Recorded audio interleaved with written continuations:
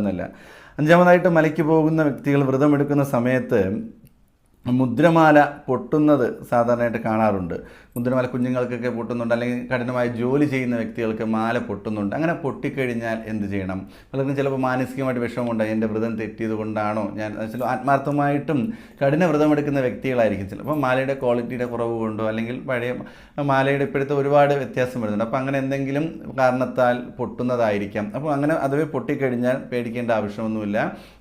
ഒന്നല്ലെങ്കിൽ ഏതെങ്കിലും അമ്പലത്തിലോ, അതുമാത്രമല്ലെന്നുണ്ടെങ്കിൽ ഏതെങ്കിലും അയ്യപ്പസ്വാമി ക്ഷേത്രത്തിലോ പോയി നമുക്ക് ഒരു മാല പൂജിച്ച് ഇടാവുന്നതാണ്. അതിന് പറ്റില്ല എന്നുണ്ടെങ്കിൽ ആ പൊട്ടിയ മാലയിൽ നിന്ന് മുദ്രയെടുത്ത് മറ്റൊരു മാലയിൽ നമുക്ക് തന്നെ കോർത്തിടാം. വേറെ പ്രശ്നമൊന്നുമില്ല. അമ്പലത്തിൽ പോയി ഭഗവാനെ പ്രാർത്ഥിച്ച് ഗണപതിക്ക് ഒരു നാളികേരം എടുത്ത് വ്രതം തുടരുക തന്നെ ചെയ്യാം. പിന്നെ വ്രതം മുറിക്കുക അല്ലെങ്കിൽ വ്രതം ഒന്നേന്ന് എടുക്കുക, അതിൻ്റെ ആവശ്യമൊന്നുമില്ല.